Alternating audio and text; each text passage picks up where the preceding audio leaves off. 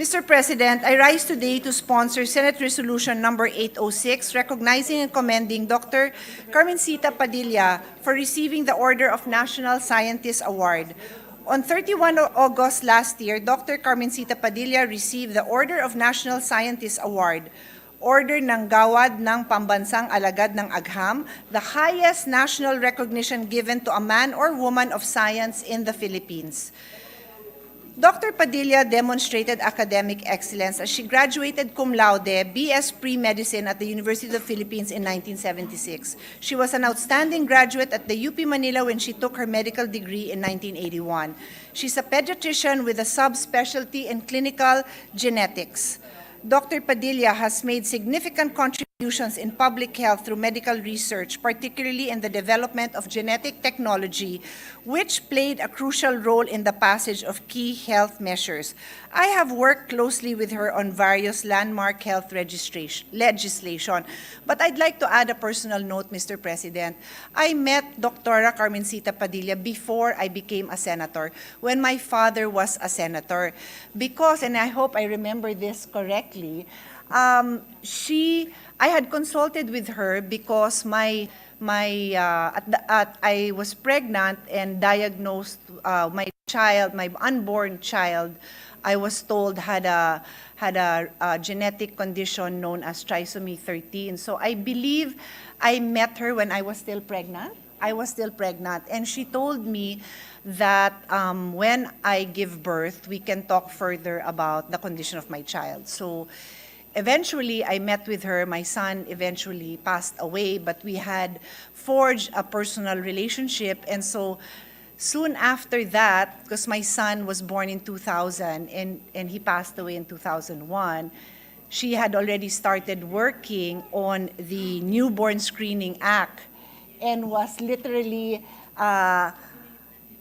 you don't do justice to the word lobbying when I talk about a scientist, a doctor who is trying to really educate legislators and policymakers on the importance of a measure. But in any case, that's what she was trying to do. And so because we had a personal relationship, I was the one who explained to my father the importance of the newborn screening bill that Dr. Padilla was pushing for.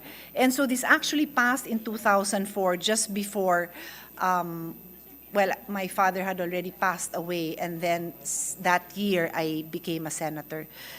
And then we had worked on implementing this law, and then a few years later, we started discussing the rare disease bill that in 2016 became a law. This representation had the privilege of working with our distinguished recipient of this award during those times. And later on today, we will also acknowledge other supporters and beneficiaries of the Rare Disease Act that we had passed.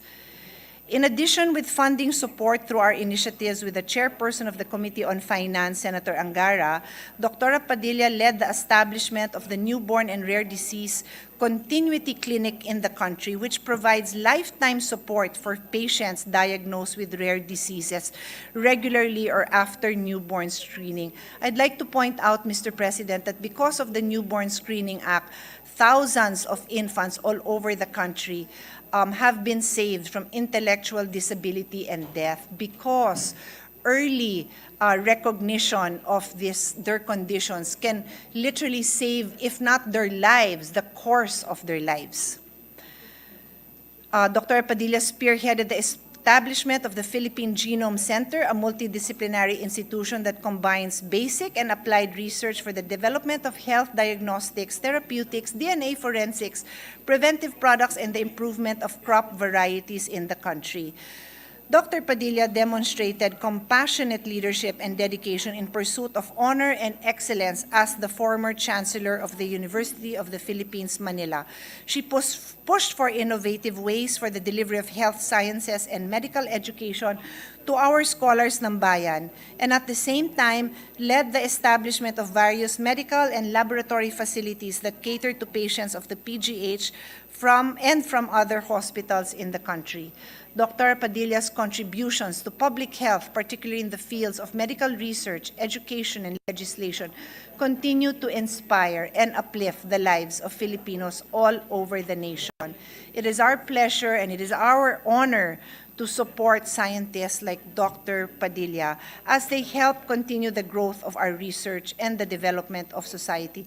She is, needless to say, a beacon of hope and of light for young girls as we celebrate Women's Month. And so once again, it is my pleasure, Mr. President, to sponsor this resolution honoring Dr. Padilla as a national scientist of this country. Thank you, Mr. President. Thank you very much, distinguished colleague. Mr. President, Senator Sani Angara is also seeking the floor. I move that he be recognized to co-sponsor the measure, Mr. President. Our distinguished colleague from the province of Aurora and the Republic of the Philippines, Senator Sani Angara is recognized. Thank you, Mr. President. Thank you, Majority Leader and dear colleagues. I'd like to join Senator Cayetano in commending Dr. Carmencita or Menchit Padilla, who we've known for many years, and we have collaborated with her on several occasions towards the improvement of the Philippine healthcare system.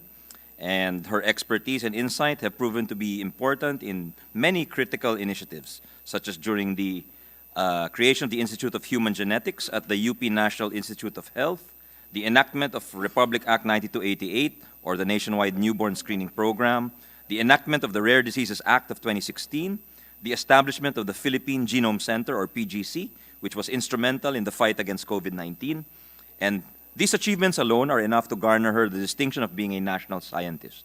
But we'd like to take this opportunity to highlight her immense contribution to some of our current work, Mr. President, specifically during our hearings and technical working group meetings on the new Government Procurement Act, and many of our resource persons are here present today, and we thank them personally and officially for their many contributions. And as well as Dr. Padilla was also here during our recent hearings on economic amendments to the Constitution, Mr. President. At masasabi natin na madiin niyang ipinaglaban ang pagkakaroon ng mas mabilis na public procurement process para umigting din ang kakayahan natin sa research and development and innovation. Isinulong din niya sa pagdinig sa economic charter change ang kahalagahan ng pagpapalakas ng ating kakayanan sa agham at teknolohiya para maabot natin ang kaunlaran. And we thank her and her colleagues for that. Maraming salamat, Dr. Padilla. Mabuhay po kayo at nabibigyan po kami ng pag-asa. You are a true scholar ng bayan. Thank you very much. Thank you very much. Thank you. Mr. President, may I be allowed also to just give a short co-sponsorship speech, Mr. President? Yes, please Thank proceed, you. Majority Thank you, Leader. Mr. President, dear colleagues, esteemed guests. Let me put into the records of this August Chamber my sincerest thanks and gratitude also as I join our dear colleagues, Senator Pia Cayetano and Senator Sani Angara. I am honored to co-sponsor Senate Resolution number 806, recognizing and commending Dr. Carmencita Padilla for receiving the Order of National Scientist Award, the highest recognition given to a man or woman of science in the Philippines. Mr. President, she is no stranger to us, and I'd like to put into the records that this representation actually supported her when she ran for Chancellor of UP Manila. We also recently honored her along with other UP President Edgardo J. Angara Fellowship awardees as partners of the Education Commission 2.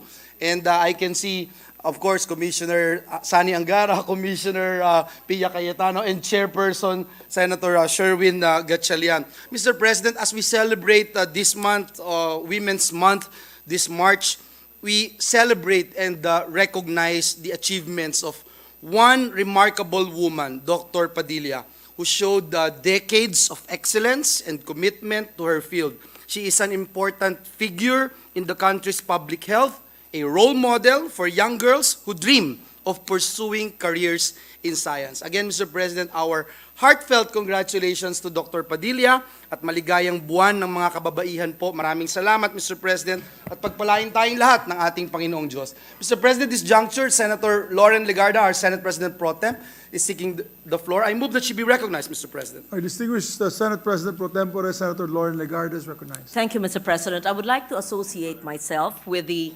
resolution of Senator Pia Cayetano and my esteemed colleagues in recognizing an exemplary Filipino doctor and scientist for the highest award ever available. I think it was more than 20 years ago that Dr. Carmencita Padilla came to this very hall when the late Senator Juan Flavier was a chairman of the Committee on Health, and he was seated here where Senator JV is seated, and I was then Majority Leader where Senator Villanueva was seated, and Dr. Padilla used to come here, and indeed, she was lobbying for the measure of the Newborn Screening Act, which admittedly, in my first term since 1998, I was not very familiar with. But when she explained the importance of newborn screening, na nakikita na po ang mga sakit ng bata sa pagpanganak pa lang ba o sa iilang buwan pagkapanganak ay maaagapan ang kanilang mga sakit. Kaya napakahalaga ng batas na ito. It was enacted more than 20 years ago after much intense debates. And we, as non-doctors, not medical professionals, but lawmakers, would not have known the importance of this measure had it not been brought to our attention by Dr. Carmencita Padilla more than 20 years ago. So this is also in loving memory of colleagues like Senator Juan Flavier and the father of Senator Pia Cayetano, who was with me as just one of the 5 in the minority then, Juan Flavier, Rene Cayetano, the late Senator Barber's this representation, and the minority leader was Senator Tito Gingona, who is still very much alive.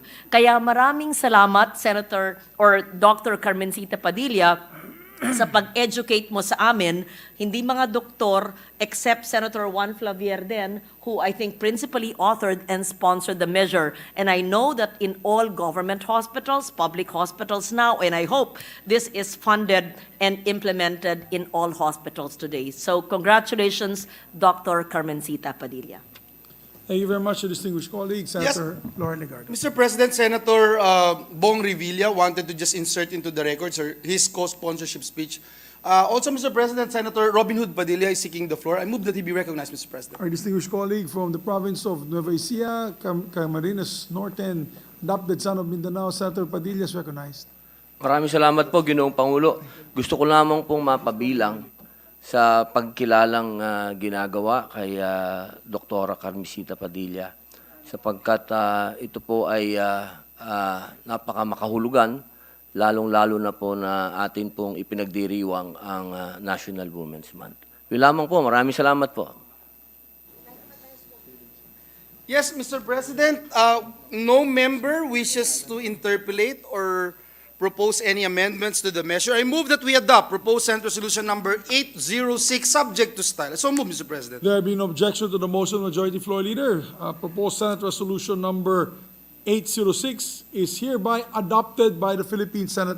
Congratulations to Ma'am Carmencita Padilla for this resolution. Thank and you, of course, Mr. to all President. the sponsors. Yes, Mr. President, may I move that all members of the Senate be made authors of this resolution, co-authors of this resolution? Yes, there being no objection to the motion, all members are made. May I ask for a minute suspension to allow our